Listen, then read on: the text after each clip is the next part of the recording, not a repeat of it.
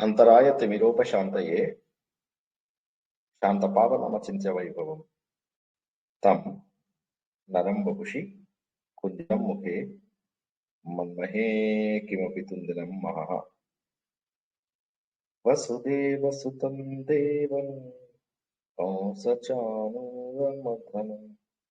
దేవకీ పరమానందం కృష్ణో వందే జగద్గురు శ్రీకృష్ణో వందే జగద్గురు. భగవద్బంధువులకు, ఆత్మస్వరూపులకు, సత్యాన్వేషులకు స్వాగతం, సుస్వాగతం. వేదం విద్య అంటే నేర్చుకోవడము అన్న విషయాన్ని తెలుసుకున్నాం. నేర్చుకోవడం వచ్చి మనకు విద్య అని వచ్చింది అనుకున్నాము. అందులో వచ్చి వేదం అని కూడా వచ్చింది అనుకున్నాం. వేదాన్ని తిరగేస్తే దేవ అని వస్తుంది అని కూడా తెలుసుకున్నాం. వేదాలు చాలా ఉన్నాయి. ఓకే, చాలా కోట్లాని కోట్లు వేదాలు ఉన్నాయి. అందులోంచి కొంత భాగం మాత్రము మనకు అందింది. ఈ అందిన భాగంలో కూడా కృతయుగము, త్రేతాయుగము, ద్వాపర యుగము వచ్చే వరకు కూడా ఏమైందంటే అవి ఒక ప్రాపర్ సీక్వెన్స్ లో ఉండేవి కాదు.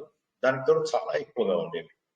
వీటన్నింటినీ కూడా ఒక క్రమ పద్ధతి లోపల తీసుకొచ్చింది మన వేదవ్యాసుడు అని చెప్పేసి తెలుసుకున్నాం మనం. ఆయన దాన్ని ఒక చక్కటి క్రమ పద్ధతిలో తీసుకొచ్చి 4 వేదాలుగా విభజించాడు. ఋగ్వేదము, యజుర్వేదము, సామవేదము, అథర్వణ వేదం చెప్పేసి 4 భాగాలుగా చేశాడు అని చెప్పేసి తెలుసుకున్నాం. ఋగ్వేదం లోపల మంత్రాలు ఉంటాయని, దేవతా ప్రార్థనలు ఉంటాయని, యజుర్వేదం లోపల మనం అనుకున్నట్టుగా యజ్ఞ యాగాలు ఎలా చేయాలని, సామవేదం లోపల ఎలా మంత్రములను కీర్తన రూపంలో, పాటల రూపంలో చేయొచ్చని, అథర్వణ వేదం లోపల మంత్రాలు, తంత్రాలు, తర్వాత ఔషధాలు, తర్వాత లౌకిక జీవనం ఇవన్నీ కూడా ఉంటాయని ఋగ్వేదంలోంచి కొన్ని మంత్రాలు తీసుకొచ్చి అథర్వణ వేదంలో పెట్టిన తర్వాత అథర్వణ వేదంకి వేదం యొక్క స్టేటస్ వచ్చిందని, అంతకుముందు 3 వేదాలు ఉండేవి అని, త్రైవేద అని చెప్పేసి ప్రతి చోట మనం వింటూ ఉండేవాళ్ళం. అలా ఉండేవి వేదాలు. అయితే ప్రతి వేదము కూడా ఎలా ఉంటుందంటే ఒక క్రమ పద్ధతిలో వేదవ్యాసుడు ఏం చేశాడంటే ఇది ఋగ్వేదం, ఇది యజుర్వేదం, ఇది సామవేదం, ఇది అథర్వణ వేదం. ఋగ్వేదంలో మొదటి 60-70% కర్మకాండాలు, ఈ చివరి భాగం జ్ఞానకాండం. యజుర్వేదం ఇది 60% కర్మకాండలు, చివరిగా వచ్చింది జ్ఞానకాండ. సామవేదం ఇక్కడ దాకా వచ్చింది కర్మకాండం, ఇక్కడ నుంచి జ్ఞానకాండం. అథర్వణ వేదం ఇక్కడ దాకా వచ్చింది కర్మకాండలు, ఇక్కడ నుంచి వచ్చింది జ్ఞానకాండ. అంటే మనం చూసుకున్నట్లయితే కర్మ అనేటటువంటిది ఏదైతే ఉందో దానికి చాలా చాలా చాలా గొప్ప ప్రాతినిధ్యం ఉంది వేదాలలో అని తెలుసుకున్నాం. అయితే కర్మ గొప్పదే, కాకపోతే కర్మ యొక్క అంతిమ లక్ష్యము జ్ఞానము. కర్మ యొక్క అంతిమ లక్ష్యం జ్ఞానం. కర్మ అంటే మన బాధ్యతలన్నిటినీ కూడా చక్కగా మనం నిర్వర్తించుకుంటున్నాం. మన మన ఫ్యామిలీ రెస్పాన్సిబిలిటీస్ కావచ్చు, సమాజంలో మనం చేయవలసినటువంటి రెస్పాన్సిబిలిటీస్ కావచ్చు, దేశానికి మనం చేయవలసినటువంటి బాధ్యతలు కావచ్చు, ఇవన్నీ చక్కగా చేసుకుంటూ మనము మన కర్మలని పూర్తి చేస్తున్నాం. అయితే వీటితోటి సరిపోదు. అసలు జ్ఞానం అంటే ఏమిటి? అంటే నేను అసలు ఎందుకు వచ్చాను ఈ ప్రపంచంలో, నేను రావాల్సినటువంటి కారణం ఏంటి, నేనే పుట్టడానికి కారణం ఏంటి, ఎందుకు పుడుతున్నాను నేను, ఎందుకు పుడుతున్నాను, ఎందుకు మరణిస్తున్నాము, ఎందుకు నేను ఇలా ఈ జీవితంలోకి వచ్చాను అంటే కర్మకు జ్ఞానానికి సమన్వయం అనేటటువంటిది కావాలి. చాలా మంది జీవితం లోపల జ్ఞానం తెలుసుకోకుండానే జీవితాన్ని ముగించేస్తున్నారు. అంటే జీవితంలో వారికి జ్ఞానం తెలిసే అవకాశం కూడా లేదు. చాలా మందికి అసలు జ్ఞానం అనేది ఒకటి ఉంటుంది అన్న విషయం కూడా తెలియదు. మనకు వేదాలు చూసినట్లయితే మనకు యజ్ఞాలు, యాగాలు, ఇంద్రుడు, అగ్ని, వరుణుడు, ఇలాంటి ఇవన్నీ కూడా వాళ్ళందరికీ రుద్రుడు, చాలా మందికి దేవతలను ఎలా ప్రసన్నం చేసుకోవాలి, మన కోరికలు ఎలా తీర్చుకోవాలి, మన కర్మలు ఎలా బాగా చేయాలి, ఇది ఏమైపోయిందంటే ఇలా నడుస్తుంది. చాలా రోజుల పాటు ఎక్కువ మంది కర్మకాండల పైనే ధ్యాస పెట్టారు. ఈ రోజు కూడా మీరు చూసినట్లయితే ఒకసారి జాగ్రత్తగా వినండి. ఈ రోజు కూడా మీరు బయట ఎక్కడైనా చూసినట్లయితే మీకు ఏం కనిపిస్తుంది? ఎక్కువ మంది వేద మంత్రాలు పఠనం చేస్తూ కనిపిస్తారు. దానికి కారణం ఏంటంటే ఈ రోజుకు కూడా ఇంకా చదువుకున్న జనాలు కూడా వేదం అంటే కేవలం కర్మకాండలే అనుకుంటున్నారు. అంటే దబదబా ఏం చేస్తారు, వేదం నేర్చుకోవాలని ముందు యజుర్వేదం లోపల నవక చమకాలు, ఓకే, ఇవి నేర్చుకుంటారు, రుద్రం ఇవి నేర్చేసుకుంటారు అంతే. లేకపోతే ఋగ్వేదంలో ఉన్నటువంటి సూక్తాలు, ఓకే, ఇవి నేర్చేసుకుంటారు తప్పితే వాళ్ళు అందులో ఉన్న సారం ఏంటి ఇవన్నీ గ్రహించరు. కర్మలు చేయాలి, కర్మల ద్వారా ఏ రకమైనటువంటి కోరికలు తీరుతాయి అంటే కామ్య కర్మల కోసం. అంటే యజ్ఞాలన్నీ కూడా ఆ రోజుల్లో ఒక మాట చెప్పకూడదు కానీ కొంత జంతువులు కూడా ఉండేవి యజ్ఞ యాగాదులలో. సో మీరు మళ్ళీ ప్రశ్న అడిగే ముందే నాకు తెలుసు ఇది చెప్పాలని. తర్వాత తర్వాత ఏమైందంటే యజ్ఞాలలో బలులు అవి ఇవ్వడం కూడా బాగా తగ్గిపోయింది అనమాట. సో ఈ యజ్ఞ యాగాలు ఇవన్నీ చేస్తున్నటువంటి జనాలు ఎవరైతే ఉన్నారో మరి ఏం కోరుకుంటారు? తుచ్చమైనటువంటి ఈ లౌకిక కోరికలు తప్ప ఇంకేమీ కోరుకునే అవకాశం లేదు కదా. సో ఈ ఎంతసేపు వీళ్ళు బాగుండాలి, వాళ్ళు బాగుండాలి, మన వాళ్ళు బాగుండాలి, నాకు బాగుండాలి, నాకు డబ్బు రావాలి, అది రావాలి. ఈ విధంగా ఏమైపోతుందంటే ఒక ఇంటెలెక్చువల్ సెక్టార్ బయటకు వచ్చేసింది. అంటే కొంతమంది తెలివైన వాళ్ళు బయటకు వచ్చారు. ఎంతసేపు వేదాలు కర్మకాండలే చెప్తున్నాయా? వేదాలు అన్నిటికంటే గొప్పవి కదా, మరి కర్మకాండలే చెప్పడానికి కారణం ఏంటి అని చెప్పేసి చూస్తే వేదాలలో చివరి భాగం ఏదైతే ఉందో అది ఉపనిషత్తు అని చెప్పేసి తెలిసింది. అంటే కర్మకాండలు ఇచ్చినటువంటి వేదవ్యాసుడు భగవంతుడు కూడా ఈ చివరి భాగం లోపల జ్ఞానం అందించేశాడు. ఈ జ్ఞానం అనేది ఏదైతే ఉందో దీనికి ఎక్కువ మంది ప్రాధాన్యత ఇవ్వలేదు. ఎందుకంటే జీవితంలో చేయాల్సింది డబ్బు సంపాదించుకోవడానికి వీటన్నిటికీ కూడా మనకు కావాల్సింది ఏంటి? కర్మకాండ. ఇప్పుడు ఉదాహరణకి నేను ఆఫీస్కి వెళ్తేనే నాకు డబ్బు వస్తుంది. డబ్బు వస్తేనే ఇలా కూర్చొని హోటల్స్ లో కూర్చొని అందరికీ క్లాసెస్ తీసుకోవడం అవి ఇవి చేస్తూ ఉంటారు అనమాట. సో కానీ ఒకవేళ నేను డబ్బు సంపాదించకపోతే ఎలాగా? నేను పిల్లల్ని బాగా చూసుకోకపోతే పిల్లలు బాగుంటారా? భార్య బాగుంటుందా? సమాజంలో నాకు స్థానం ఉంటుందా? కాబట్టి వాటికే మనం ప్రాధాన్యత ఇస్తాము. కొన్ని రోజులు అయిన తర్వాత ఏమవుతుందంటే ఒక విష వలయంలో పడిపోయి, ఒక ఊబిలో పడిపోయి, ఒక్క నిమిషం మళ్ళీ కాల్ చేస్తాను. ఆ ఊబిలో ఎవరైతే కూరుకుపోతారో వాళ్ళు ఆ ఊబిలోంచి బయటికి రావడానికి అవకాశం లేదన్నమాట. అందుకోసం అని చెప్పేసి ఏమైతుందంటే వాళ్ళకి అసలు జ్ఞానం అనేది ఒకటి ఉంది అని కూడా తెలియదు. ఇప్పుడు మీరే చూడండి, మీరు వెళ్ళి మీ ఇంటి దగ్గర ఉన్నటువంటి బ్రాహ్మిన్స్ ని, పురోహితులను అడగండి, జ్ఞానకాండ అంటే ఏంటి అని చెప్పి అడగండి. వాళ్ళు క్లుప్తంగా ఏదో చెప్పేసేసి మిమ్మల్ని పక్కకు పంపించేస్తారు. చాలు చాలు పక్కకి వెళ్ళిపో అంటారు, కానీ ఎవరు కూడా జ్ఞానకాండ గురించి చెప్పడానికి ఇష్టపడరు. అయితే ఉపనిషత్తాలు చూసినట్లయితే చాలా మంది ఏం చేశారంటే అసలు ఇవి వేదాల కంటే కూడా సెపరేట్ అని చెప్పేసి కొంతమంది అన్నారు. ఈ పాయింట్ అర్థమైందా లేదా ఎవరికైనా? వేదాలలో భాగమే ఉపనిషత్తు. కానీ చాలా మంది చెప్పేటప్పుడు ఏం చెప్తారు? మేము ఉపనిషత్తులు నేర్చుకున్నాం, వేదాలు కూడా నేర్చుకున్నాం అంటారు. ఈ మాట ఎవరైనా విన్నారా లేదా? ఇప్పుడు నేను అన్న మాట ఎవరైనా విన్నారా లేదా? నేను వేదాలు నేర్చుకున్నాను, ఉపనిషత్తులు కూడా నేర్చుకున్నాను అని జనాలు అనడం విన్నారా లేదా? ఈ రెండు ఒకటే.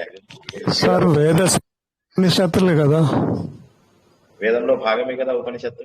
కానీ చాలా మంది అంటూ ఉంటారు నేను వేదం నేర్చుకున్నాను, ఉపనిషత్తు కూడా నేర్చుకున్నాను అంటారు.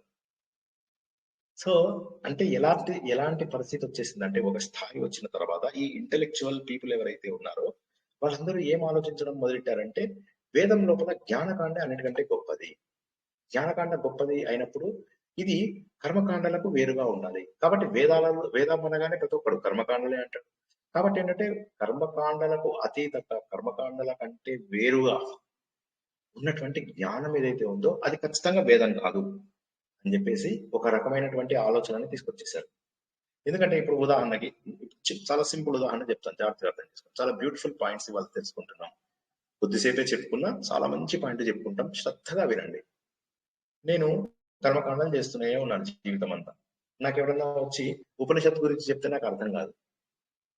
సో అప్పుడు ఏమైపోయింది? వేదం అంటే కేవలం కర్మకాండలే అనుకోవడం జరిగిపోతుంది. ఇప్పుడు మన మన మన మన ఎగ్జాంపుల్స్ తీసుకుందాం. మనము ఒక వ్యక్తి ఆధ్యాత్మికంగా ఉన్నాడు అంటే ఏమనుకుంటాం? వాడు ఏకాదశి ఉపవాసాలు ఉన్నాడా లేదా? వాడు పూజలు వ్రతాలు చేస్తున్నాడా లేదా? ఇంట్లోపల బాగా చక్కటి పూజలు, దేవుడికి అలంకరణ, నిత్య దేవతార్చన ఇవన్నీ చేస్తున్నాడా లేదా చూస్తే మనం వాడు ఆధ్యాత్మిక వ్యక్తి అంటున్నాం. కానీ ఆధ్యాత్మిక వ్యక్తికి ఇవన్నీ అవసరం లేదు, ఇవన్నీ ప్రాథమిక స్థాయి. కానీ ఆధ్యాత్మిక వ్యక్తి ఇవన్నీ లేకుండా కూడా పరిణతి సాధించినటువంటి వాడై ఉండే అవకాశం ఉంది. కానీ మనం ఏమనుకుంటున్నాము? కేవలము ఈ పూజలు, పునస్కారాలు, నోములు ఇవి చేసేవారు మాత్రమే ఆధ్యాత్మిక వ్యక్తులు అనుకున్నాం.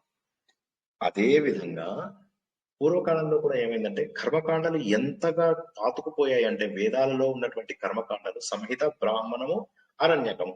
అరణ్యకం సరే కొంత భాగం అందులో జ్ఞానం కూడా ఉంటుంది. ఈ కొంత భాగం ఈ 2.5 పోర్షన్ అనుకోండి, 2.5 భాగాలు అనుకోండి, మొత్తం 4 భాగాలు ఉంటే 2.5 భాగాలు సుమారుగా కర్మకాండాలు ఉంటే అవే నేర్చుకుంటున్నారు జనాలు. ఎవరన్నా అంటే ఏది బాగుంటుంది బయట అంటే, ఒరే నువ్వు ఫలానా సూక్తం నేర్చుకోరా, ఫలానా చోట చదువుకోవచ్చు, ఒరే నువ్వు నమ్మకం చక్కని నేర్చుకోరా, ఎవరైనా ఇంటికి పిలుస్తారు. ఇలా అంటే డబ్బు కోసమే వేదాలు నేర్చుకోవడం అయిపోయింది. అయిపోవడం వల్ల ఏమైందంటే కర్మ జ్ఞాన మార్గాలు వేరు అయిపోయేసరికి అసలు ఉపనిషత్తు అనేది వేదమే కాదు అనేటటువంటి ఆలోచనకు వచ్చేసింది. ఎవరైనా ఉపనిషత్తు చెప్తే ఇది మాకు వేదాలలో చెప్పలేదే అంటారు. కానీ అది వేదంలో భాగమేనా బాబు? వేదంలో చివరి భాగం. దీన్ని జ్ఞానకాండ, జ్ఞానశిఖ, దీనినే రాసుకోండి అందరూ. ఉత్తర మీమాంస అని కూడా అంటారు. రాసుకోండి. కర్మకాండలను పూర్వ మీమాంస అని, ఉపనిషత్తులను ఉత్తర మీమాంస అని అంటారు. రాసుకోండి ఒకసారి. రాసుకొని నాకు అడగండి ప్రశ్న ఉంటే. సంహిత, బ్రాహ్మణము, అరణ్యకము, ఈ మూడింటిని కలిసి కర్మకాండలు అంటారు, లేదా పూర్వ మీమాంస అంటారు. రాసుకోండి.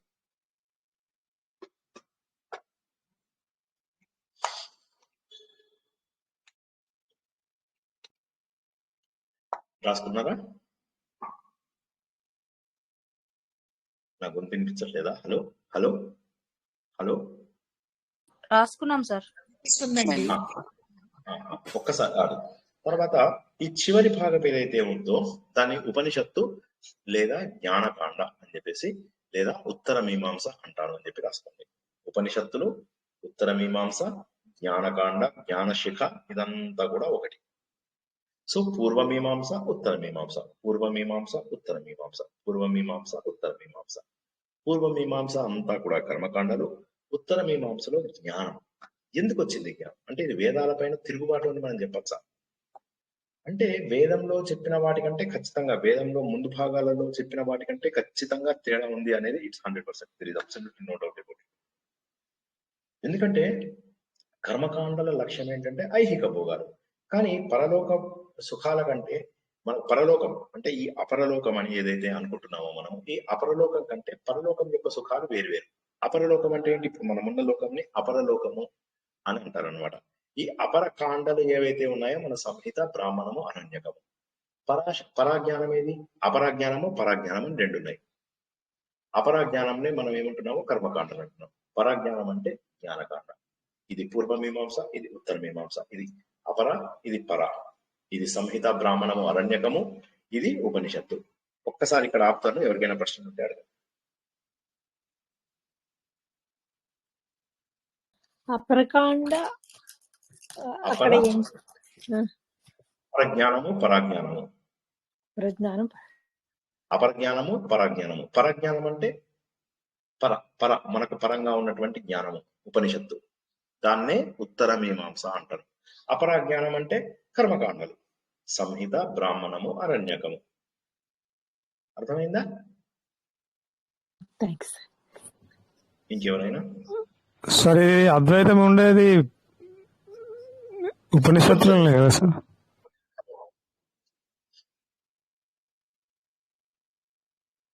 Next question. ఓకే. సో ఇప్పుడు మరి శాశ్వతమైనటువంటి ఆనందము రానప్పుడు, అంటే ఏదైతే లౌకికమైనటువంటి ఆనందం వస్తుందో, మరి అటువంటిప్పుడు శాశ్వతమైనటువంటి ఆనందం ఇచ్చేది ఏదో ఒకటి ఉండాలి. ఈ శాశ్వతమైనటువంటి ఆనందం కేవలం జ్ఞానం సంపాదించుకోవడం ద్వారానే వస్తుంది. జ్ఞానం అంటే ఏంటి? మళ్ళీ ఉత్తర మీమాంస, మళ్ళీ పరాజ్ఞానము, మళ్ళీ ఉపనిషత్తు, మళ్ళీ జ్ఞానశిఖ, జ్ఞానకాండ, ఇవన్నీ. ఇది తప్ప ఇంకేదీ లేదు. ఎందుకంటే మానవుని యొక్క ఒకే ఒక లక్ష్యం ఏంటంటే జ్ఞానం తెచ్చుకోవడం. జ్ఞానం తెచ్చుకున్న మరుక్షణము పొరలుగా అజ్ఞానం విడిపోతుంది. మనకున్నటువంటి దాదాపుగా మంత్రాలు, కర్మకాండాలలో చెప్పిన మంత్రాలలో కూడా, ఉదాహరణకి గాయత్రి మంత్రం తీసుకోండి, లేదా నేను చదివే అంతరాయ తిమిరోపశాంతయ తీసుకోండి.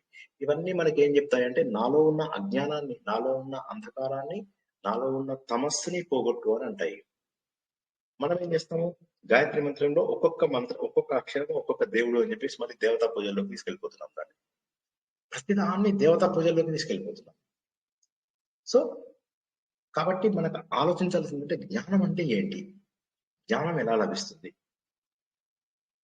నిజంగా ఆనందం అంటే ఏంటి? శాశ్వతమైనటువంటి పర్మనెంట్ ఆనందం అంటే ఏంటి? ఇది వేదాలలో మొదటి భాగాలలో చెప్పకపోయినప్పటికీ ఉపనిషత్తుల భాగాలలో చాలా చాలా చాలా అద్భుతంగా చెప్పారు. చాలా చాలా అద్భుతంగా చెప్పారు. ఉపనిషత్తులు అసలు ఎంత గొప్ప జ్ఞానాన్ని ఇచ్చాయంటే, ఉపనిషత్తుల్లోంచే మనకు ఈ 4 వాక్యాలు, మనకు తెలిసినటువంటి 4 వాక్యాలు ఉన్నాయి. ఏది? తత్వమసి, అయమాత్మ బ్రహ్మ, ప్రజ్ఞానం బ్రహ్మ, తర్వాత ఇంకోటి ఏంటి? అహం బ్రహ్మాస్మి. ఇవి 4 రాసుకోండి ఒకసారి. ఒక్కొక్కటి ఎందులోంచి వచ్చిందో చెప్తారు. రాసుకోండి అందరూ, పెన్ను పేపర్ ఉన్న వాళ్ళందరూ రాసుకోండి. ఓకేనా? చాందోగ్య ఉపనిషత్తులోంచి సామవేదంలో ఉన్న చాందోగ్య ఉపనిషత్తులో సామవేదంలో ఉన్న చాందోగ్య ఉపనిషత్తులో తత్వమసి అనే మహావాక్యము ఉంటుంది. కొంచెం స్లోగా చెప్పరా? సరే సరే. సామవేదంలో ఉన్న ఉపనిషత్తు చాందోగ్య ఉపనిషత్తు. సామవేదంలో ఉన్న ఉపనిషత్తు చాందోగ్య ఉపనిషత్తు.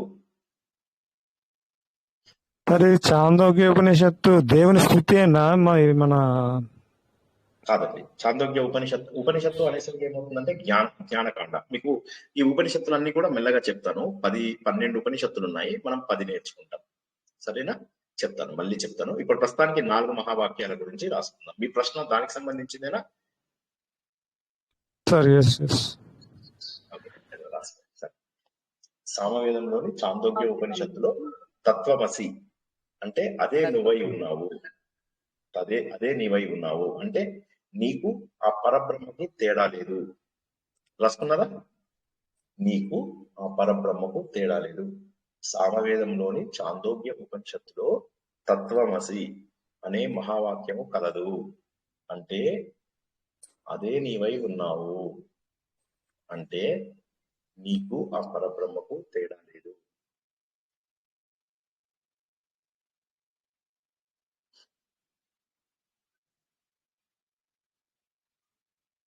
రాసుకున్నారా?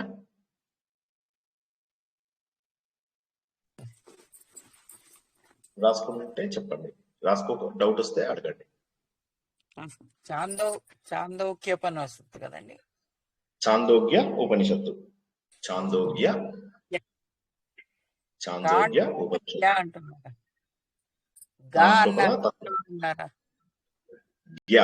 జీవయ్యే చాందోగ్య ఉపనిషత్తు. రెండోది జై శ్రీకృష్ణ సార్. ఇప్పుడు తత్వం అసి అంటే తత్ అంటే నీవు, త్వం నేను అయి ఉన్నాను కదండి సార్. అంటే పరబ్రహ్మ తత్ అంటే అది అని. తత్ అంటే అది, త్వం అంటే నీవు, అసి అంటే అయి ఉన్నావు. అది నువ్వే అయి ఉన్నావు. ఏదైతే నువ్వు వెతుకుతున్నావో పరబ్రహ్మని, ఆ పరబ్రహ్మ నువ్వే అయి ఉన్నావు.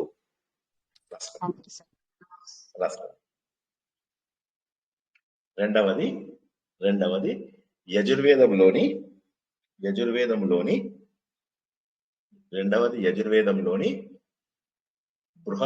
బృహదారణ్యక ఉపనిషత్తులోనిది.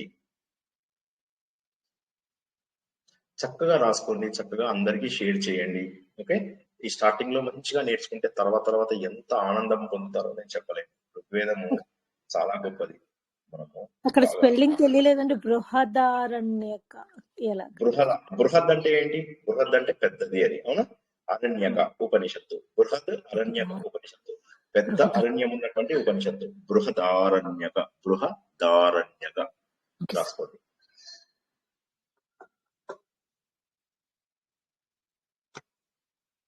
ఓకేనా? బృహదారణ్యక ఉపనిషత్తులోని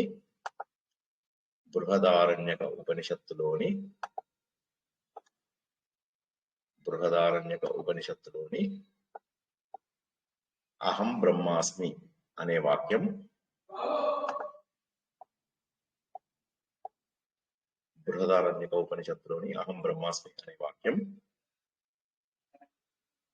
నేనే బ్రహ్మనై ఉన్నాను అని తెలియజేస్తుంది.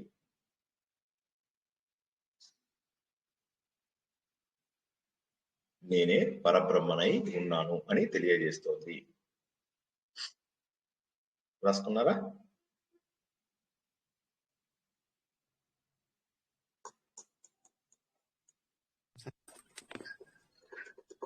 అయిందా లేదా? ఎవరన్నా ఒక్కరు చెప్పండి కనీసం. అయింది.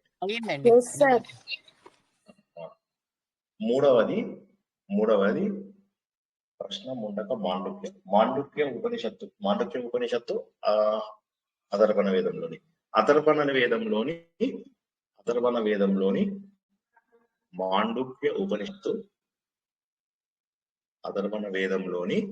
మాండుక్య ఉపనిషత్తు అయం ఆత్మ బ్రహ్మ అని తెలియజేస్తోంది. అథర్వణ వేదంలోని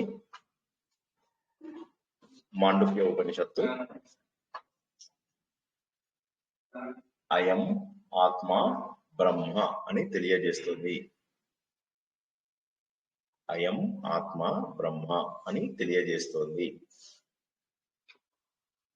ఎవరికైనా కన్ఫ్యూజన్ గా ఉందా? ఇక్కడ అయం అంటే ఏంటండి? ఇది అది ఈ ఆత్మ పరబ్రహ్మ అని.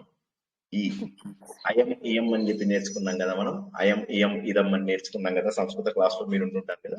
అయం ఇయం ఇదం. క్లాస్ కి రాలేదు. ఈ ఆత్మనే బ్రహ్మ. ఓకేనా? అందరు రాసుకున్నారా లేదా?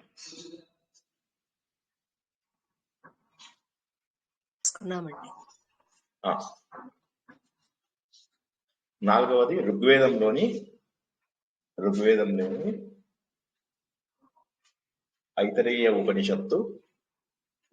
ఋగ్వేదంలోని ఐతరేయ ఉపనిషత్తు. ఋగ్వేదంలోని ఐతరేయ ఉపనిషత్తు ప్రజ్ఞానం బ్రహ్మ. ప్రజ్ఞానం బ్రహ్మ. ప్రజ్ఞానం బ్రహ్మ. జ్ఞానం ప్రజ్ఞానం. మనం ఉపసర్గలు నేర్చుకున్నాం కదా. అందులో ప్రజ్ఞానంకి ప్ర కల్పండి. ప్రజ్ఞానం అంటే గొప్పదైనటువంటి జ్ఞానము. గొప్పదైనటువంటి జ్ఞానము అంటే ఏంటి? నువ్వు ఎప్పటికీ ఎరుకలో ఉండడము అంటే కాన్షియస్నెస్. కాన్షియస్నెస్ అంటే ఏంటి? అన్ని తెలిసి ఉండడం, సత్యాన్ని తెలిసి ఉండడం అని అనుకోవచ్చు ఇక్కడ. అదే బ్రహ్మ. మనలో ఈ ప్రపంచంలో ఉన్నటువంటిది భగవంతుడి శక్తి ఒక్కటే అని తెలుసుకొని ఉండడమే ప్రజ్ఞానము, గొప్పదైనటువంటి జ్ఞానము. ఆ ప్రజ్ఞానమే బ్రహ్మ అని ఋగ్వేదంలోని ఐతరేయ ఉపనిషత్తులోని ప్రజ్ఞానం బ్రహ్మ. ఓకేనా? ఇప్పుడు ఈ 4 రాసుకునే వాళ్ళు ఎవరైనా, కన్ఫ్యూజ్ అయిన వాళ్ళు ఎవరైనా ఉంటే అడగండి ప్రశ్న. చాలా మెల్లగా చెప్తున్నాను.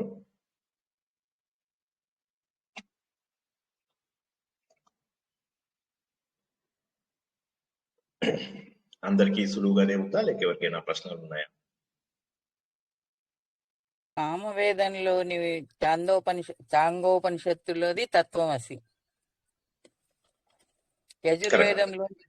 యజుర్వేదంలోని బృహదారణ్య ఉపనిషత్తులో అహం బ్రహ్మాస్మి. అథర్వణ వేదంలోని మాండిక్యోపనిషత్తులో అయం ఆత్మ బ్రహ్మ. ఋగ్వేదంలోని ఐతరేయ ఉపనిషత్తులో ప్రజ్ఞానం బ్రహ్మ. ఇప్పుడు ఈ 4 కూడా మనం చూసినట్లయితే ఈ 4 కూడా ఏం చెప్తున్నాయి? నీ లోపల పరబ్రహ్మ లోపల ఉన్నటువంటిది ఒక్కటే. ఈ ప్రపంచంలో ఉన్నదంతా కూడా ఒక్కటే. నీకు ఆ భగవంతుడికి తేడా లేదు. అయితే మనం అది తెలుసుకోలేకపోయాం. ఎందుకని? మన పైన మాయ ఉండడం వల్ల. ఈ మాయని దాటాలి అని చెప్పి శ్రీకృష్ణుడు మనకు చెప్పాడు కదా. ఇప్పుడు ఈ సత్యాన్ని తెలియజేయడం కోసమని ఏం చేశారంటే శంకరాచార్యులు, ఆయన ఋగ్వేదం అంటే పూరి, తూర్పు వైపు ఉంటుంది పూరి. పూరి లోపల శంకర మఠం ఉంది. ఎవరైనా వెళ్ళారా? పూరి ఎవరైనా వెళ్ళుంటే తెలుసుంటుంది. అక్కడ పూరి బయట, పూరి శంకర మఠం బయట ఏమని ఉంటుందో తెలుసా? ప్రజ్ఞానం బ్రహ్మ అని ఉంటుంది. పూరి ఋగ్వేదానికి సంబంధించినది. రాసుకోండి. పూరి శంకర మఠము ఋగ్వేదానికి సంబంధించినది. పూరి శంకర మఠము ఋగ్వేదానికి సంబంధించినది. ఇక్కడ ప్రజ్ఞానం బ్రహ్మ అనే వాక్యము రాయబడుతున్నది. పూరిలో ఋగ్వేదము. కిందికి వచ్చేసేయండి. శృంగేరిలో ఏముంటుంది చెప్పండి?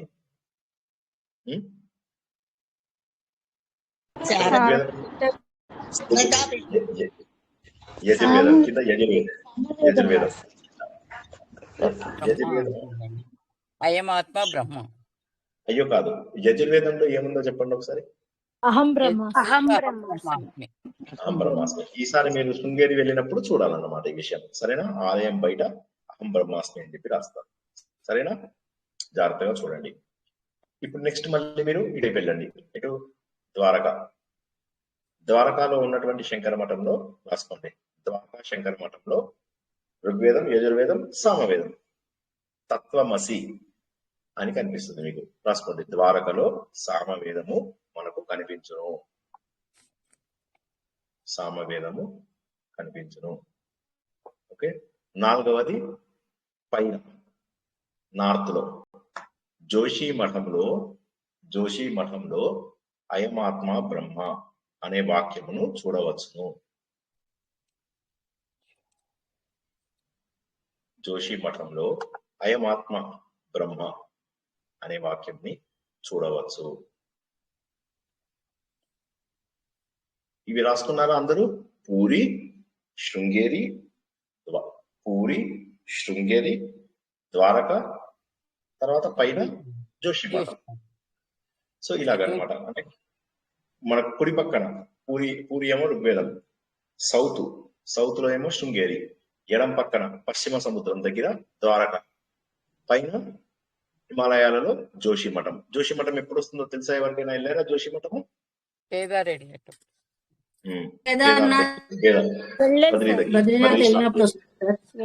బద్రీనాథ్లో వస్తుంది. అయితే ఏంటి ఈ ఉపనిషత్తులలో ఇప్పుడు ఇంతవరకు మనం ఏం తెలుసుకున్నాము?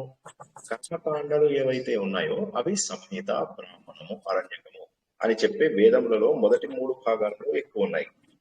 చివరి భాగమైనటువంటి ఉపనిషత్తులో జ్ఞానము ఉన్నది. దీన్ని ఉత్తర మీమాంస అంటారు, పరాజ్ఞానము అని కూడా అంటారు అని చెప్పి తెలుసుకున్నాం మనం. వీళ్ళు ఎలా వచ్చింది, జ్ఞానం ఎలా వచ్చింది అంటే ఉపనిషత్తుల్ని కొంతమంది దర్శించారు. ఈ దార్శనికులు ఏం చేశారంటే చదివిన దాన్ని ఆలోచించి ఏంటి అసలు ఈ ప్రపంచంలో ఏదో ఒకటి, ఏ వస్తువు కూడా క్షీణించని వస్తువు లేదు. మనం వేసుకుంటాం ఒక ఫోటో, ఇది 20 ఏళ్ల కింద ఫోటో, ఇది ఇప్పటి ఫోటో అని చెప్పేసి వేసుకుంటే ఇందులో ఎంతో తేడా ఉంటుంది. అంటే మనం క్షీణించాం.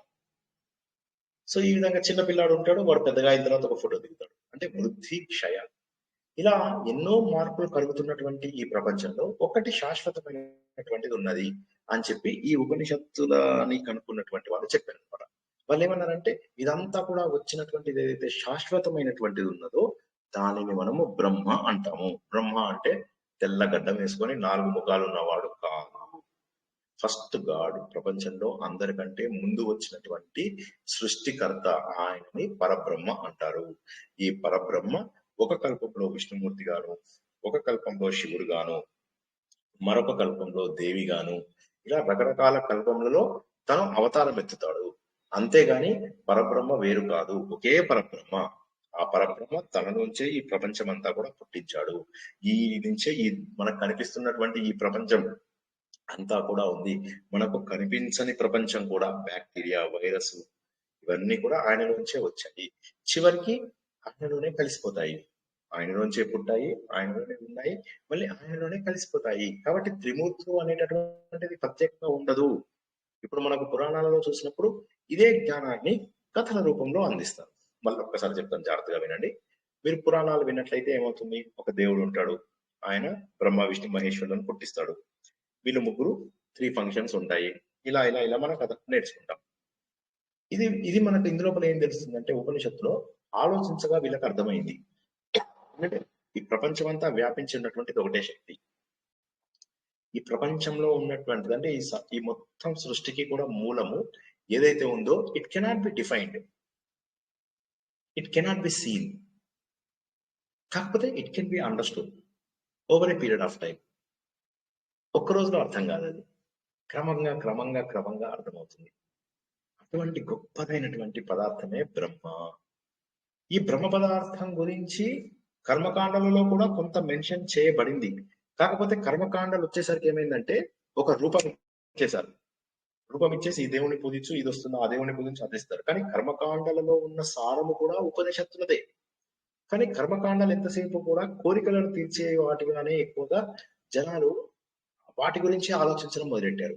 సో ఇప్పుడు మరి మనకి ఏమొస్తుంది? ఈ 4 వాక్యాలు, మహావాక్యాలు ఏవైతే అంటామో ఈ 4 వాక్యాలు చదువుతూ పోతే మనకు అన్ని అర్థమవుతాయా? కాదు. ఆలోచింపాలి, ఆలోచింపజేయాలి. ఎందుకంటే ఈ ఉపనిషత్తులు ఏవైతే ఉన్నాయో ఈ ఉపనిషత్తులు అనేవి మనకు 2 విషయాలను తెలియజేస్తుంది. ఒకటేమో మంచి జ్ఞానం, రెండోది ఏంటంటే చక్కటి నీతి, అంటే wisdom and guide lines. Wisdom and guide lines. చక్కటి జ్ఞానాన్ని, చక్కటి నీతిని ఇస్తున్నాయి. కాబట్టి ఎవరైతే జ్ఞానకాండను సరిగా అర్థం చేసుకోగలుగుతారో వారు కర్మకాండలు కూడా సరిగా చేస్తారు. మళ్ళీ ఒక్కసారి చెప్తాను, జాగ్రత్తగా వినండి. కర్మకాండలు నుంచి జ్ఞానకాండలలోకి వెళ్ళాలి. మనం భగవద్గీతలో తెలుసుకున్నాం ఏంటి, ఇది కర్మకాండ, ఇది జ్ఞానకాండ. కర్మకాండలని నిష్కామంగా చేస్తూ ఆ ఫలితాలు మనకు అంటుకోకుండా జ్ఞానకాండలోకి మనం ప్రవేశించాలి. ఈ మధ్యలో కొన్ని ఆయుధాలను తీసుకుంటాము, భక్తి, మెడిటేషన్ అనే ఆయుధాలని. కాబట్టి కర్మలోంచి జ్ఞానంలోకి వెళ్తున్నామని. కానీ ఎవరైతే జ్ఞానం వచ్చిన వ్యక్తి ఉంటాడో వాడు కర్మలు కూడా చాలా బాగా చేస్తాడు. ఎందుకంటే వాడు ఎమోషనల్ గా ఉన్నాడు. ఇది మీకు చిన్న ఉదాహరణ ద్వారా అర్థం చేయిస్తాను. ఒక డాక్టర్ ఉంటాడు, ఆయన ప్రపంచంలో అందరికీ కూడా ఆపరేషన్స్ చేస్తాడు. కానీ తన బంధువులకు ఆపరేషన్ చేయగలడా? చేయలేడు, భయపడతాడు. కానీ ఏ డాక్టర్ అయితే పరిణతి చెందిన వాడు ఉంటాడో ఆయన ఏమనుకుంటాడు, ఇది అన్ని ఆపరేషన్ల లాగా ఒకటే, ఏ దేహమైనా ఒకటే అని అనుకుంటాడు. కాబట్టి ఎవరైతే జ్ఞాన మార్గంలో ఉన్నటువంటి వ్యక్తి ఉంటాడో వాడికి చక్కటి గైడ్ లైన్స్ కూడా ఉంటాయి. విజ్డమ్ అండ్ గైడ్ లైన్స్ చక్కగా ఉంటాయి. అందుకే మనం నేర్చుకుంటున్నటువంటి ఈ 7 రోజులలో జ్ఞానకాండ పైన ఎక్కువ ఫోకస్ ఎందుకు చేస్తున్నామంటే, కష్టమైనటువంటి విషయం ఇది. చెప్పడం ఎంత కష్టమో మీకు తెలియదు. నేను ఎంత లోయెస్ట్ లెవెల్కి వెళ్ళి చెప్తున్నానో నేను మీకు చెప్పలేను. కానీ అర్థం చేసుకుంటే మీరు ఒక్కరోజు అర్థమైందంటే ఎంత ఆనందంగా అనిపిస్తుందో. కాబట్టి కర్మలోంచి జ్ఞానము, జ్ఞానంలోంచి కర్మ వస్తుంది ఇక్కడ. అంటే ఉపనిషత్తు ఏదైతే ఉందో ఆ ఉపనిషత్తులలో ఉన్న జ్ఞాన మార్గము ఖచ్చితంగా కర్మ మార్గం కంటే గొప్పదే. అయినప్పటికీ కూడా మనం సమాజంలో నడుస్తున్నందుకు మనం చేయవలసినటువంటి కర్మలను తప్పించుకోకుండా చెయ్యాలి. ఆ చేసేటప్పుడు వాటిని స్వార్థంగా చేయకుండా మనము ఇవన్నీ పరబ్రహ్మ ఆజ్ఞగా చేస్తే, మళ్ళీ మనము ఈ మాటని అందులో వెళ్ళిపోవచ్చు. ఉపదేశాలలో ఏమన్నాడు, ఈశ్వర అర్పితం నా ఇచ్చయా కృతం, నా ఇచ్చయ, నా ఇచ్చ, కోరిక లేకుండా, ఇచ్చ లేకుండా చెయ్యాలి అని చెప్పి. అదే జ్ఞాన మార్గంలో ఉన్నటువంటి వ్యక్తికి చాలా సులభం అవుతుంది. జ్ఞాన మార్గంలో ఉన్నటువంటి వ్యక్తి బతికినా కూడా నిర్వికారంగా బతుకుతాడు, ఆనందంగా బతుకుతాడు, అనాసక్తమైనటువంటి కర్మలు ప్రయత్నం చేస్తాడు. మరి అనాసక్తంగా ఎందుకు ఉండాలి? అనాసక్తంగా అంటే పుట్టిందెందుకు, ఏమీ లేకుండా అలా కూర్చోడానిక? దానికి జవాబు మనకు అద్భుతమైనటువంటి వివరాలతో మనకు ఇది చెప్తుంది. ఉపనిషత్తులన్నీ కూడా చాలా చాలా చాలా విలువలు ఉండే విషయాలన్నీ కూడా మనకు ఉపనిషత్తులు కూడా తెలుస్తాయి. ఉపనిషత్తులు ఎన్ని? బోలెడు ఉన్నాయి. ఆఖరికి నేను చెప్పాను అనుకుంటా మీకు, అక్బర్ కూడా ఒక ఉపనిషత్తు రాయించాడు, అల్లా ఉపనిషత్తు అని చెప్పేసి. తర్వాత ఏమైందంటే కొంతమంది మళ్ళీ ఆలోచించి లేదు ఎక్కడో గడబడైంది, ఇన్ని ఉపనిషత్తులు ఉండడానికి వీలేదు, కొంతమంది 1000 ఉపనిషత్తులు ఉన్నాయని చెప్పారు, ఎక్కడో గడబడైంది. చివరికి ఏమైందంటే ముక్తిక ఉపనిషత్తు అని ఒకటి ఉంది. ముక్తిక ఉపనిషత్తు రాసుకోండి. ఆ ముక్తిక ఉపనిషత్తు ఏమైందంటే 108 ఉండొచ్చు అని చెప్పేసి అన్నది అనమాట. అని పేరున పేర్కొంది. అది 108 ఉపనిషత్తుల పేర్లు ఇప్పుడు మీకేవైతే తెలిసిన ఉన్నాయో అది చెప్పేటటువంటి ఉపనిషత్తు పేరు ముక్తిక ఉపనిషత్తు. ఓకే, జవాబు చెప్పండి.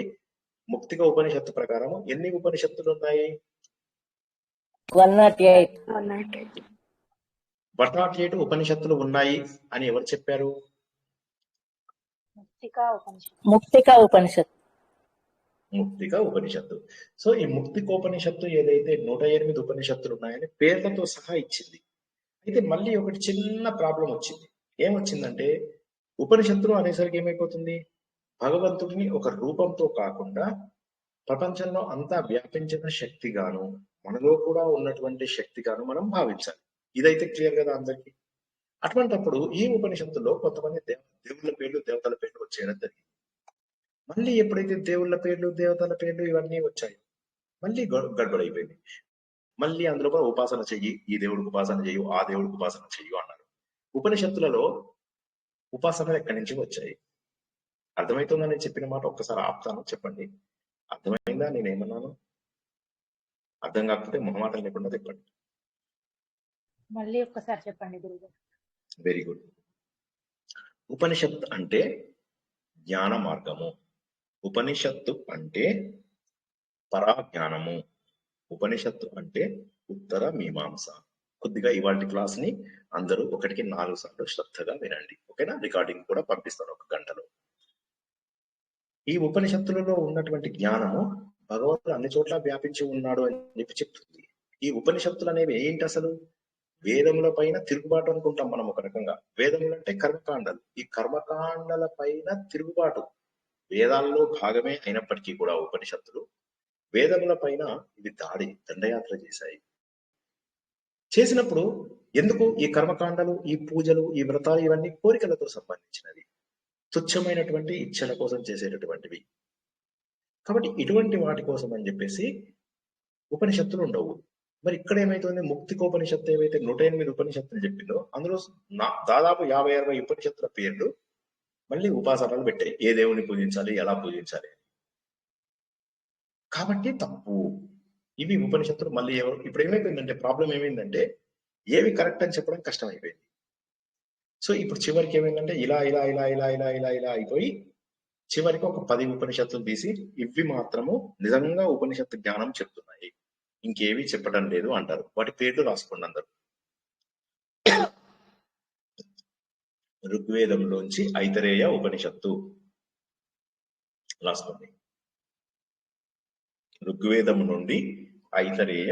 ఇవాళ ఇది ఒక్కటి చెప్పి ఆపుతాను, సరేనా? కొద్దిగా జాగ్రత్తగా వినండి. ఋగ్వేదం నుంచి ఐతరేయ ఉపనిషత్తు.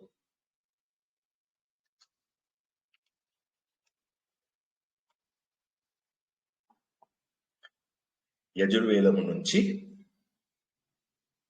ఈశ ఉపనిషత్తు, బృహదారణ్యక ఉపనిషత్తు, ఈశ ఉపనిషత్తు, బృహదారణ్యక ఉపనిషత్తు, తైత్తిరీయ ఉపనిషత్తు, కఠోపనిషత్తు అంటారు. కఠోపనిషత్తు ఇవి యజుర్వేదం నుంచి తీసుకోబడినవి.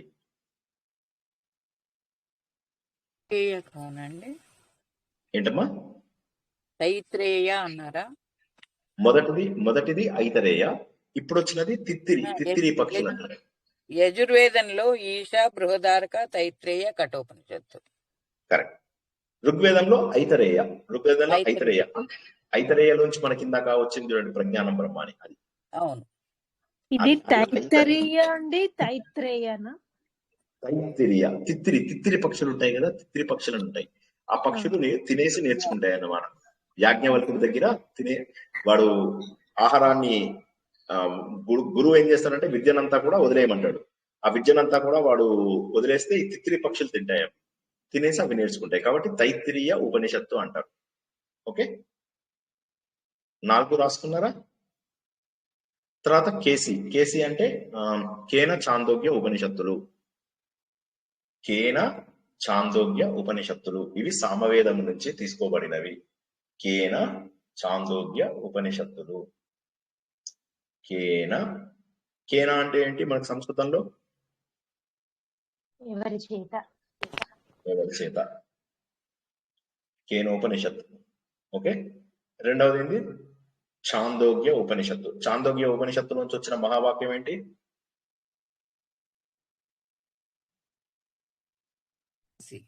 తత్వమసి. అందరూ పడి నిద్రలు పోతున్నారు. ఓకే, చివరిగా పిఎంఎం ప్రశ్న ముండక మాండూక్య. పిఎంఎం. ఇప్పుడు సామవేదంలో రెండేనా అండి? కేనా, చాందోగ్య? అంతే.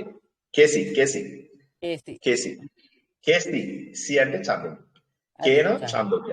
కేన చాందోగ్య. ఋగ్వేదంలోంచి ఒక్క ఐతరేయ ఉపనిషత్తే పాపులర్. యజుర్వేదంలో 4 పాపులర్. అధర్వణ వేదంలో పిఎంఎం.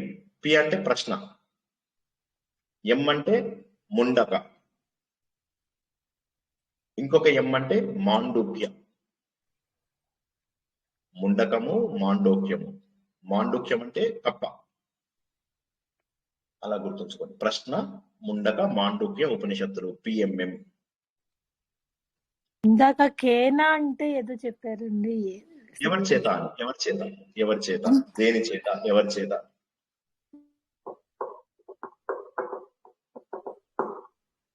ఓకేనా? 10 ఉపనిషత్తులు అందరూ రాసినట్టేనా? రాసుకున్న వాళ్ళు ఒకసారి చెప్పండి. సిగ్గుపడకుండా, మొహమాటం పడకండి, ఫస్ట్ క్లాసులు కాబట్టి నేనేమో అనుకోను. ఋగ్వేదం నుండి ఐతరేయ ఉపనిషత్తు, యజుర్వేదం నుండి ఈశ, బృహదారక, తైత్రేయ, కఠోప ఉపనిషత్తులు 4. సామవేదం నుంచి కేన, చాందోగ్య. అథర్వణ వేదం నుంచి ప్రశ్న, ముండక, మాండోక్య. అంతే అంతే. ఇవి 10 పాపులర్ ఉపనిషత్తులు. ఈ ఉపనిషత్తులు 108 అని చెప్పేసి మనకు ముక్తిక ఉపనిషత్తు చెప్పిందని చెప్పి రాసుకోమన్నాను, రాసుకున్నాను అందరు. ఆ ముక్తిక ఉపనిషత్తు చెప్పినప్పటికీ కూడా మనకు డౌట్ ఉంది. ఎందుకంటే ద బేసిక్ స్ట్రక్చర్, అసలైనటువంటి స్ట్రక్చర్ ఏదైతే ఉందో ఆ స్ట్రక్చర్ ఏంటి? అందులో ఉపాసనలు అవి ఉండకూడదు. కానీ ఉపాసనల్ని చెయ్యి అని చెప్పేసి అంటుంది అంటే అది ఉపనిషత్తు కాదు, ఎవరో మధ్యలో కలిపేశారు అని చెప్పి తెలుస్తుంది. కాబట్టి ఇవన్నీ గొడవద్దు. ప్యూర్ నాలెడ్జ్, సరైనటువంటి జ్ఞానము, సరైనటువంటి ఎరుక, సరైనటువంటి అజ్ఞానం పోగొట్టే వస్తువు ఇచ్చేది ఉపనిషత్తు అని చెప్పేసి తెలుసుకుని 10. తర్వాత కొంతమంది ఏం చేశారంటే ఋగ్వేదంలో ఇంకోటి యాడ్ చేశారు, దాన్ని రాసుకోండి. ఇది 11వ ఉపనిషత్తు ఋగ్వేదం అని చెప్పి రాసుకోండి. కౌశితకి, కౌశితకి, కౌశిక్ ఉంది కదా, అలా కౌశితకి, తకి, కౌశితకి.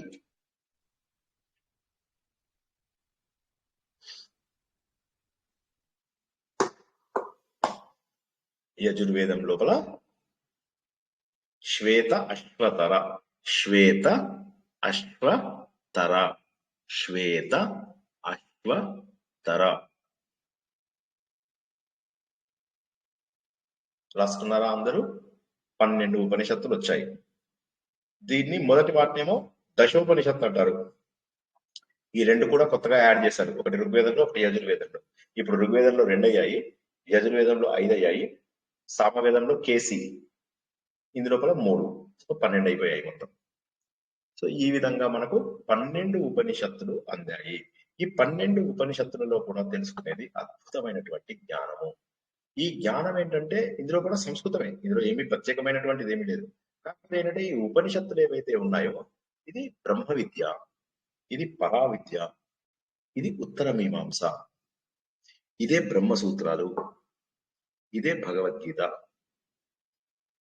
బ్రహ్మసూత్రాలు, ఉపనిషత్తులు, గీత, ఈ మూడింటిని ఏమంటారు అన్నాం మనము? బియుజి, బగ్ అంటారు అన్నాం. బగ్, బ్రహ్మసూత్రాలు, ఉపనిషత్తులు, గీత. ఓకేనా? ఈ భగవద్గీత ఎందులో నుంచి వచ్చింది ఇప్పుడు? హలో, భగవద్గీత ఎందులో నుంచి వచ్చింది? కాబట్టి భగవద్గీత చెప్పేది పూజలు పురస్కారాలా లేకపోతే జ్ఞాన మార్గమా? జ్ఞాన మార్గం. ఎంత అద్భుతం, ఒకసారి ఆలోచించండి. అంటే అసలు వింటూ ఉంటే ఎంత ఆనందం అనిపిస్తుంది. అటువంటి మహోన్నతమైనటువంటి భగవద్గీతని మనము సింపుల్ గా ఏంటి పూజకో పారాయణకో వాడుతున్నాం. కానీ భగవద్గీతని మనం అర్థం చేసుకోవాలి. ఇందాక చెప్పినట్టుగా అహమాత్మ బ్రహ్మ, ప్రజ్ఞానం బ్రహ్మ, అహం బ్రహ్మాస్మి, తత్వమసి రిపీట్ చేస్తూ ఉంటే సరిపోదు. అది మన గుండెకు హత్తుకోవాలి. ఏంటి, నిజమే కదా, నేను చేయలేపుతున్నాను, ఈ శక్తి ఎవరిది? దీన్ని కేనోపనిషత్తు అంటారు. కేనోపనిషత్తుని బ్రీఫ్ గా చెప్తున్నాను. ఈ చెవి ఎవరి ప్రమేయం చేత వింటుంది? ఈ ముక్కు ఎవరి ప్రమేయం చేత? ముక్కు అంటే ఈ చిన్న ఈ ముక్కు, ఈ దొప్ప అంటారా? చెవి అంటే ఈ దొప్పన? ఎవరి ప్రమేయం చేత వింటుంది అది? ఈ చెవి ముక్కు 2 నావే కదా. చెవి ఫంక్షన్ ని ముక్కుకి, ముక్కు ఫంక్షన్ ని చెవికి చేయగలరా? చేయలేరు. అంటే ఏంటి ఇక్కడ అర్థం చేసుకోవాల్సిందంటే భగవంతుడు అనేటటువంటి పరబ్రహ్మ, ఆయన ప్రమేయం చేతనే ఇవన్నీ వినగలుగుతున్నాయి. ఈ దొప్ప ఉంటే సరిపోదు, లోపల ఒక ఇంద్రియం కావాలి. ఆ ఇంద్రియం లేనప్పుడు ఏ డాక్టరు దాన్ని తీసుకురాలి. లోపల ఏదైతే జీవ ఇంద్రియం ఉంటుందో, ఉదాహరణకి కొంతమంది కాదు, చాలా మంది శరీరాన్ని త్యజించిన తర్వాత శరీర భాగాలను వేరే వారికి దానం చేస్తారు. చేసినప్పుడు అందులో ముఖ్యమైనటువంటి కళ్ళు, లివర్ లాంటి కొన్నిటికి ఇంకా జీవం ఉంటుంది వాటి లోపల. మీరు ఒక టైం దాకపోతే జీవం ఉండదు. సో ఆ జీవం ఏంటి? ఆ జీవం ఎక్కడి నుంచి వచ్చింది? అది పరబ్రహ్మ స్వరూపం. ఒకసారి ఆలోచించండి, కూర్చొని ఆలోచిస్తూ ఉంటే అర్థమవుతుంది అనమాట భగవంతుడి గొప్పతనం ఎంత గొప్పగా ఉంది. మనం నేర్చుకుంటున్నామన్నీ చిన్న చిన్న పిల్ల కాలువలు. మనకు భగవంతుడు ఏం చెప్పాడు? నీ ముందు పెద్ద జలాశయాలు పెట్టారయ్యా, ఒక చిన్న పిల్ల కాలువ గురించి ఎందుకు మాట్లాడుతున్నావు? ఆత్మ ఏది? ఆత్మ కాని ఏది? చెప్పండి.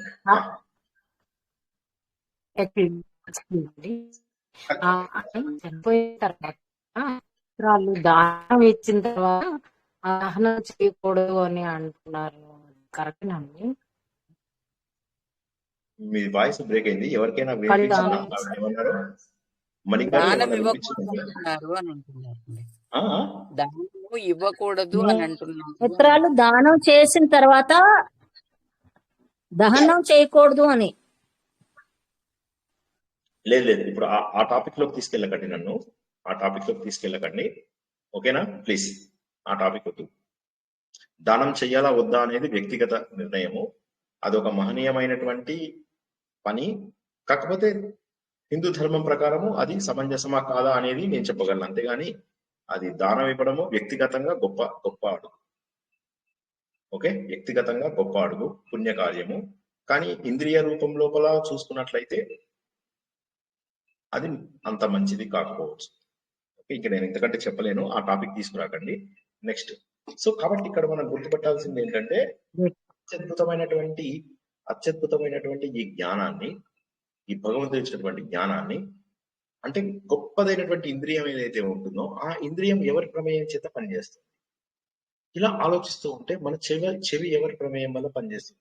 ఒక వ్యక్తి దేహత్యాగం చేసిన తర్వాత అతని శరీరంలో ఏమీ లేదు, శరీరం మొత్తంలో లేదు. అది ఏదైతే లేదో అది శరీరం మొత్తంలో లేదు. ఒక చేతుల్లోనో, ఒక కాళ్ళలోనో, ఒక ముక్కులోనో, ఒక కళ్ళలోనో కాదు, శరీరం మొత్తంలో లేదు. ఒకటి వెళ్ళిపోతే అన్నింటిలోంచి వెళ్ళిపోయింది. అది ఏంటి? ఇలా ఆలోచిస్తూ ఉంటే అత్యద్భుతమైనటువంటి సత్యాలు తెలుస్తూ ఉంటాయి మనకు. ముని ఆశ్రమాల లోపల, ప్రశాంత వాతావరణాల లోపల ఇవన్నీ నేర్చుకుంటూ ఉండేవాళ్ళు. వాళ్ళు ఉపనిషత్ దగ్గరగా కూర్చుని నేర్చుకుంటారు. ఉప అంటే సమీపం, గురువుకు సమీపంగా కూర్చుని నేర్చుకుంటారు. ఉపనిషత్తుల జ్ఞానము ఈ రోజుకు కూడా చాలా తక్కువ భాగమే ఉంది. కేవలం ఋషికేశ్, హరిద్వార్ ఇటువంటి స్థలాలలో తప్ప ఉపనిషత్తు జ్ఞానం అనేది ఏదైతే ఉందో అది దురదృష్టవశాత్తు అన్ని చోట్ల కూడా వ్యాపించలేదు అని చెప్పవచ్చు అనమాట. సో చాలా గొప్ప విషయాలు తెలుసుకున్నాం ఈ రోజు. ఎవరికైనా ఏమన్నా ప్రశ్నలు ఉంటే అడగండి. ఒక్కసారి క్లుప్తంగా చెప్తాను ఇవాళ ఏం చెప్పుకున్నాము. వేదాలు 4 భాగాలు. ఉపనిషత్తు అంటే సమీపంగా కూర్చుని నేర్చుకునేది అని చెప్పేసి. ఓకే, దాని గురించి మనం ఉపనిషత్తులో క్లియర్ గా తెలుసుకుందాం. ఉపనిషత్ ఒక్కొక్క పదం యొక్క అర్థము, దాన్ని ఎన్ని రకాలుగా విభజించి చేయవచ్చు అనేది మనము ఉపనిషత్తులు త్వరలో ప్రారంభించుకుంటాము, అప్పుడు తెలుసుకుందాం. ఈ రోజు వరకు గురువు దగ్గర కూర్చొని నేర్చుకోవటమా, ప్రకృతిని దగ్గర కూర్చొని నేర్చుకోవడం? అదేంటంటే కరెక్ట్. పూర్వకాలంలో ఏమైందంటే ఈ ఉపనిషత్తులు అన్ని కూడా గురువు దగ్గర కూర్చొని నేర్చుకోవాల్సి వచ్చేది. There was no option. ఎందుకంటే పూర్వకాలంలో ఇవన్నీ రాసి పెట్టి లేవు, పూర్వకాలంలో ఇవన్నీ రికార్డ్ చేసి లేవు. కాబట్టి గురువు నుంచి శిష్యుడు వినేవాడు, శిష్యుడు తన శిష్యులకు అందించేవాడు. ఇలా చేయడం వల్ల ఏమైంది? ఈ జ్ఞానం అంతా కూడా మనము కోల్పోయాం. ఈ జ్ఞానం మొత్తం కోల్పోయాం మనం. ఎందుకంటే గురువు నుంచి శిష్యుడికి, ఆ శిష్యుడు అమాయకుడు అయ్యో, శిష్యుడు మూర్ఖుడు అయ్యాడు అంటే తర్వాత జన్మలకి తెలియదు.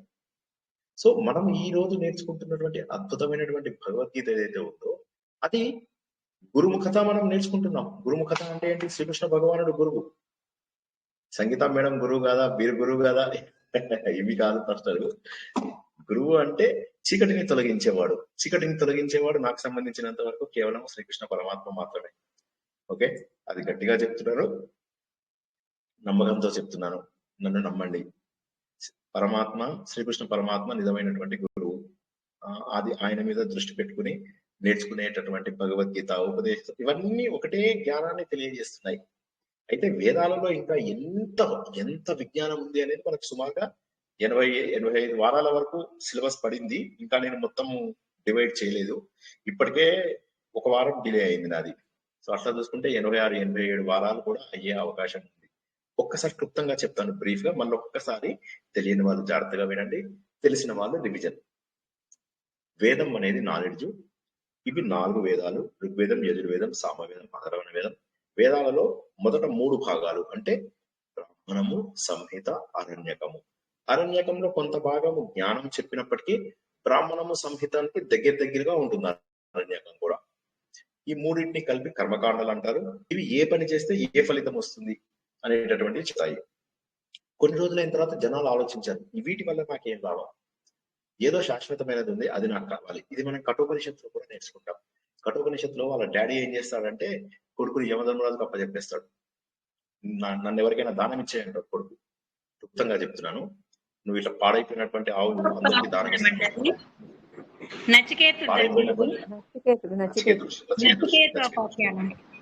నచికేతోపాఖ్యానం.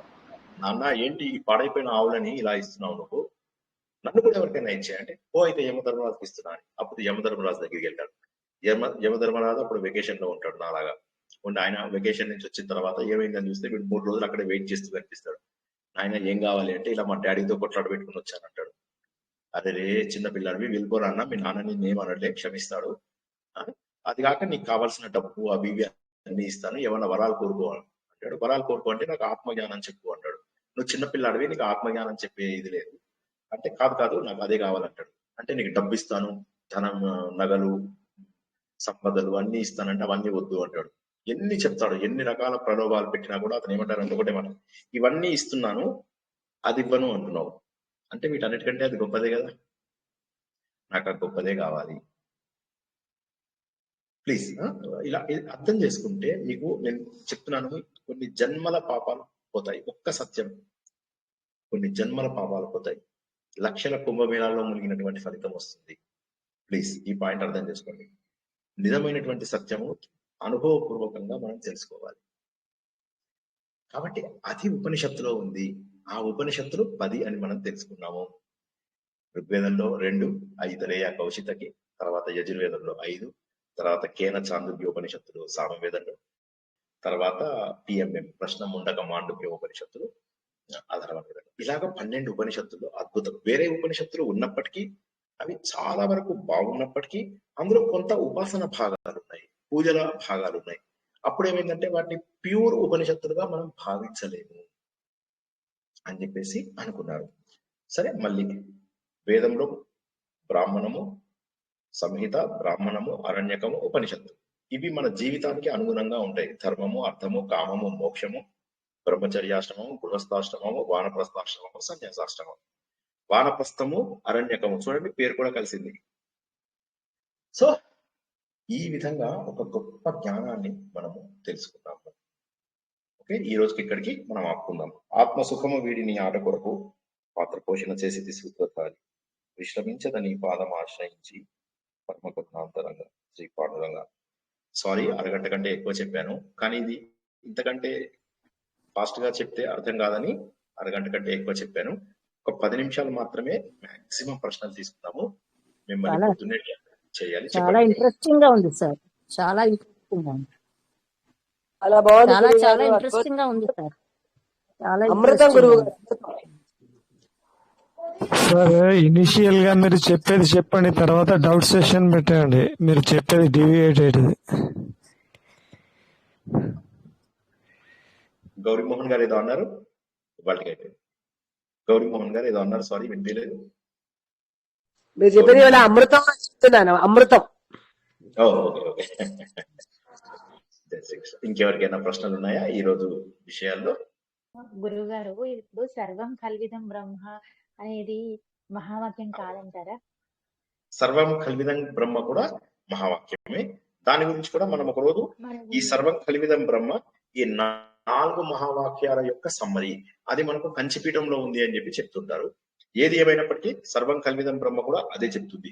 సోహం అనేటటువంటి పదం కూడా అదే చెప్తుంది. ఓకే, హంస అనేటటువంటి ఉత్తర గీత, హంస గీత, ఇవన్నీ కూడా నేను ఆ పరబ్రహ్మని అని చెప్తాయి. సర్వం కల్విదం బ్రహ్మ కూడా వేదవాక్యం. జై శ్రీకృష్ణ. Next question. అంటే ఇది పర్టికులర్ ఉపనిషత్తులో అని అది నాకు ఉంది, అదే ఉపనిషత్తు నాకు నోటికి జ్ఞాపకం లేదు, చూసి చెప్తాను, తప్పకుండా చూసి చెప్తాను, ఈసారి చెప్తాను. కానీ దాని మీనింగ్ కూడా సేమ్. ఇదే అంతా కూడా బ్రహ్మమయమే అని చెప్పేసి.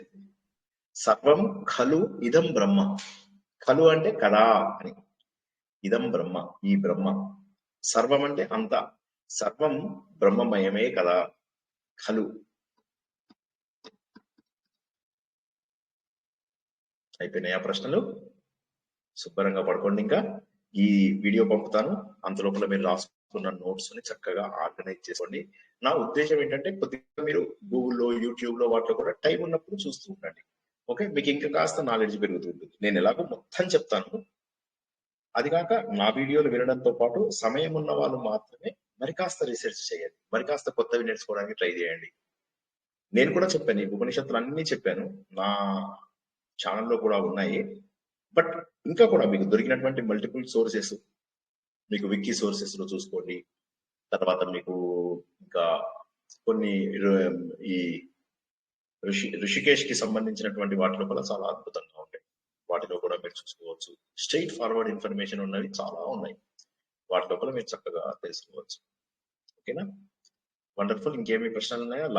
లాస్ట్ మినిట్ ఎవరికైనా ప్రశ్నలు ఉంటే తీసుకుందాం, లేకపోతే ఈ రోజుకి ముగించుకుందాం.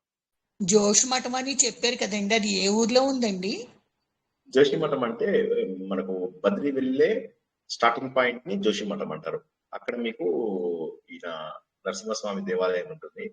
జోషి మఠం దగ్గర మెయిన్ గేట్ ఉంటుంది, ఆ గేట్ ఆపిస్తారు అనమాట. బద్రికి వెళ్ళే గేట్ ని జోషి మఠం అంటారు. ఆ ఊరు పేరు జోషి మఠం. థ్యాంక్ యూ అండి. స్వామి, అక్కడ ఇవి ఉంచుతారు, విగ్రహాలు అక్కడ ఉంచుతారని ఏదో అంటారు కదండి జోషి మఠంలో. అవును, ఏమైందంటే విగ్రహారాధనని శంకరాచార్య మొదటి నుంచి కూడా, మంచి ప్రశ్న అడిగారు మీరు. శంకరాచార్య యాక్చువల్ మీరు అడిగిన ప్రశ్న ఏంటంటే బద్రీలో ఉన్నటువంటి విగ్రహాలను 6 నెలలు నరసింహస్వామి ఆలయంలో ఉంచుతారని, కేదార్నాథ్ లో ఉన్నటువంటి వాటిని ఊఖీమఠ్ లో ఉంచుతారు. ఇది కరెక్ట్. మీరు అడిగిన ప్రశ్నకు జవాబు అది. మీరు ఆ ప్రశ్న అడగడం వల్ల నాకు వేరే విషయం జ్ఞాపకం వచ్చి అది కూడా చెప్తున్నాను. మీ ప్రశ్నకు జవాబు నేను ఇప్పుడు చెప్పాను. మీ ప్రశ్నలో లేనిది కూడా ఏంటంటే విగ్రహారాధన శంకరాచార్య మొదటి నుంచి కూడా ఆయన గ్రహించి ఇష్టపడేవారు కాదు. అయితే ఒక స్థాయి వచ్చిన తర్వాత ఏమైందంటే ఏదో ఒక ఆలంబన, ఏదో ఒక వస్తువు లేకపోతే అక్కడికి జనాలు వెళ్ళరు. ఇప్పుడు మేము ఫర్ ఎగ్జాంపుల్ బాసర్లో ఉన్నాం, వచ్చినప్పుడు ఏం చేస్తాం, మేము ఆలయానికి వెళ్ళి వస్తాం కదా, ఏదో ఒకటి కావాలి మనకు. అలా ఇచ్చి ఆ బయట ఈ వాక్యం రాసేసేయి, ఏమని, నువ్వు లోపల ఆలయానికి దండం పెట్టుకున్నావు, కానీ గుర్తుంచుకో ఆ దైవమే నీలో ఉన్నాడు. నీ లోపల ఉన్న దైవాన్ని నువ్వు పెంచుకోకుండా నీ లోపల ఉన్న రాక్షసుల్ని పెంచుకుంటున్నావు. ఆ దైవాన్ని పెంచుకో. నువ్వు మానవుడివి కాదు, నువ్వు దైవానివి. నీలో ఉన్న దైవత్వాన్ని పెంచుకోగలుగుతావు నువ్వు. అవకాశం ఉంది, చివరి అవకాశం ఇచ్చాడు దేవుడు. తర్వాత ఏ చీమగా, కుక్కగా, నక్కగా ఎలా పుడతావో తెలియదు. ఇప్పుడు మేము యాత్రలో వెళ్తే ఎక్కడ పడితే అక్కడ తింటున్నాం కదా, అప్పుడు పక్కన కుక్కలు అవి ఇవి వచ్చి మేము తింటుంటే ఇలా ఆశగా చూస్తున్నాయి, మేము ఇచ్చేటటువంటి ఎంగిలి వస్తువులు తినచ్చేమో అని ఆశగా. ఒక్కసారి వాటి జీవితాన్ని ఊహించుకోండి. సో నేనేమంటానంటే దొరికిన జీవితాన్ని సద్వినియోగం చేసుకోనటువంటి వాడు మూర్ఖుడు. మనం ఎంత అదృష్టవంతులమో తెలుసుకోకపోవడమే నిజమైనటువంటి దురదృష్టము. ఈ సత్యాన్ని గుర్తించి అందరూ సరైన మార్గంలోకి రండి. లాస్ట్ ప్రశ్న సార్, ఇది ఆ జోషిమఠ్లో నరసింహస్వామి కదా సార్, అది శాలిగ్రామం. అది ఒక చెయ్యి లావుది, ఒక చెయ్యి సన్నగుంది, అట్లా ఇట్లా పెట్టుకొని ఉంటాడు కదా సార్. అది రాను రాను అది సన్నగా అవుతుంటది, అది ఎప్పుడు ఇరిగిపోతే అప్పుడు ప్రళయం వస్తుంది అన్నారు. పోయింటే వెళ్ళాము కదా, ఇస్కాన్ త్రూ వెళ్ళాము బద్రీ, కేదార్, చార్ధామ్ యాత్రకు. అప్పుడు మాకు ఎక్స్ప్లెయిన్ చేశారు sir.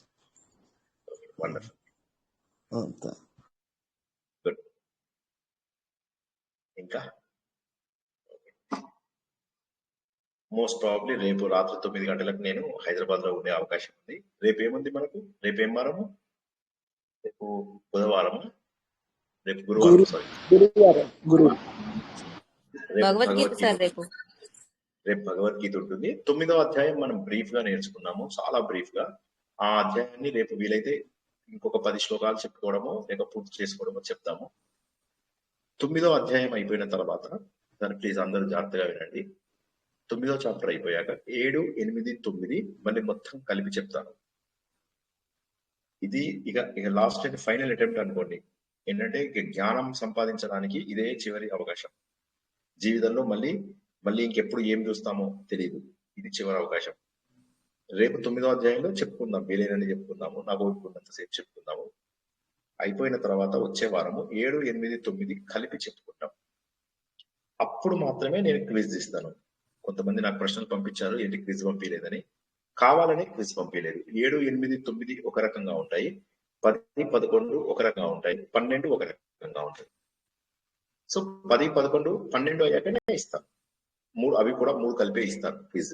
That is the only reason. ఎంత వీలైతే అంత 7వ చాప్టర్ వినండి, 8వ చాప్టర్ వినండి, 9వ చాప్టర్ వినండి. రేపు వచ్చేటప్పుడు రెడీగా ఉండండి. మోర్ ఇంపార్టెంట్, ఇవాళ నోట్స్ రాసుకున్న వాళ్ళు దయచేసి వేరే వాళ్ళకి షేర్ చేయండి. ఇంకొకటి తెలుసా, జ్ఞానాన్ని ఎంత వేరే వాళ్ళకి అందిస్తే మనకు అంత లాభము అని గుర్తుంచుకోండి. ఎందుకంటే మనకు కూడా ఆలోచన వికసిస్తుంది. నేను చెప్పే కదా, బుద్ధి వికసించి దాన్ని ప్రజ్ఞ అంటారు అని చెప్పి తెలుసుకున్నాను. అది వికసిస్తుంది. ఓకేనా? అందరికీ కూడా కృతజ్ఞతలు తెలియజేస్తున్నాను. రేపు రాత్రి ఖచ్చితంగా 9 గంటలకు 9వ అధ్యాయము, వీలైతే 2వ భాగం, లేకపోతే చూద్దాం ఎంతవరకు చెప్పుకోగలుగుతాం చూద్దాం. అందరికీ కూడా వేద విజ్ఞానము అందిందని, అందరూ సంతోషపడ్డారని, అందరికీ ఎంతో కొంత అర్థమైందని, ఈ రోజు మళ్ళీ విని ఆనందం పొందుతారని ఆశిస్తూ ప్రవచనాన్ని ముగిస్తున్నాను. జై శ్రీ జై శ్రీకృష్ణ. జై శ్రీకృష్ణ. Thank you. మీరు ధన్యవాదాలు. తీసుకోండి గురువు గారు. జై శ్రీకృష్ణ సార్. జై శ్రీకృష్ణ. జై శ్రీకృష్ణ. జై శ్రీ